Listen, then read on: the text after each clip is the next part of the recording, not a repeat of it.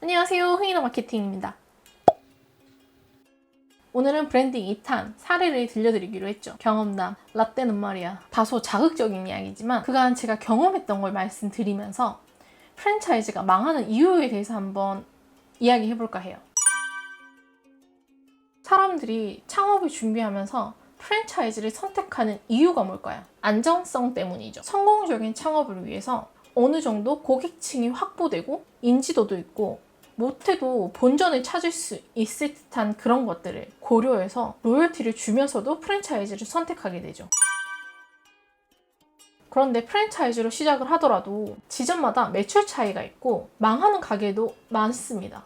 이게 프랜차이즈의 문제일까요? 운영자의 초점을 맞춰서 이야기를 할게요. 프랜차이즈는 어느 정도 맛도 보장이 되고 어떻게 보면 누구나 한 번 이상은 다 경험해본 맛이에요. 그래서 사람들이 낯선 지역에 가더라도 실패 없는 선택을 하기 위해서 이미 이용해본 프랜차이즈를 선택하게 되죠.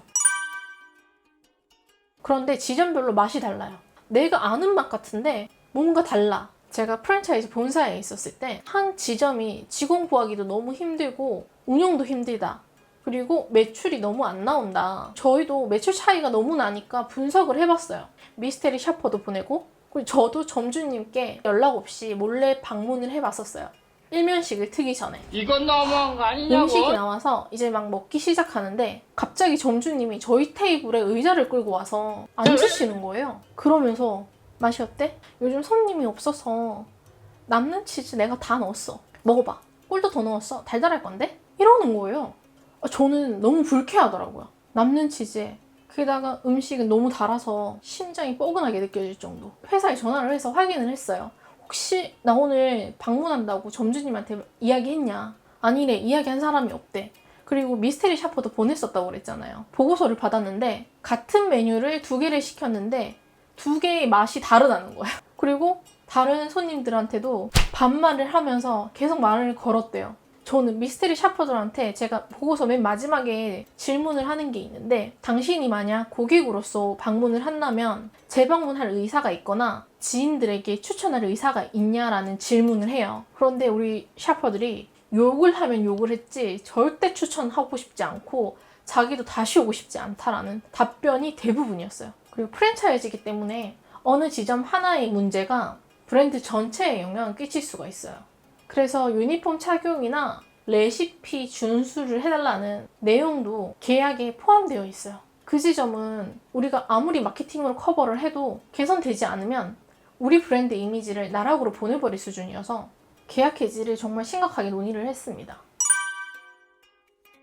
반면에 프랜차이즈인데도 불구하고 매출을 잘 내는 지점은 점주님께서 고객들의 반응을 매일매일 살피세요. 그래서 약간이라도 알바생이 불친절한 것 같다, 오늘 맛이 좀 이랬다, 이런 소리가 나오면 바로 자체 점검 뿐만 아니라 주변에 이런 행사가 있다, 그때 사람들이 많이 몰릴 것 같은데 우리 가게도 그걸 미리 준비하고 싶다, 어떻게 하면 좋겠냐, 이런 식으로 정보가 생기시면 바로바로 활용을 하시려고 의논을 많이 하셨어요. 또 이런 지점은 저희가 미스테리 샤퍼 보고서를 전달해 드리면서 이번 달에 고객들 반응이 너무 좋았다, 그리고 직원분 중에 무슨 색깔 유니폼을 입으신 분이 있는데 그분을 칭찬하시더라, 이런 얘기를 해드리니까 바로 그 자리에서 그 직원을 분을 부르셔서 자기 지갑에 있던 현금 20-30만 원 정도를 주시면서 포상휴가 이틀 갔다 오라고 휴가를 주시더라고요. 너무 멋있었어요. 근데 그 자리에 있었던 다른 직원들은 어땠을까요? 친절하게 서비스를 잘하면 보상이 있구나, 보상이 올지 안 올지 모르겠지만 더욱더 열심히 하는 계기가 되었겠죠. 직원들이 한결같이 친절할 수 있었던 이유. 같은 프랜차이즈라도 지점마다 매출이 다른 이유는 운영하는 방식에 있어요. 위치나 상권이 별로라서? 아닙니다. 그 속에서도 매출을 내는 사람들은 계속 지속적으로 매출을 내요. 제가 마케팅을 진행을 하면서 문제가 되지 않는 범위 내에서 이야기를 하려면 카더라가 아니라 경험담이 가장 안전하기 때문에 제 경험 범위 내에서 프랜차이즈가 망하는 이유와 프랜차이즈에서도 성공하는 사례에 대해서 골라서 말씀을 드렸습니다. 지금 이 영상을 보고 계시다면 창업이나 마케팅에 대해서 많이 고민을 하고 계실 거라고 생각을 해요. 오늘 제가 알려드린 내용으로 간접 경험을 통해서 어떻게 운영을 해야 될지 한번 잘 생각을 해보시고 마케팅 진행하시길 바라겠습니다. 이상 흥이나 마케팅이었습니다.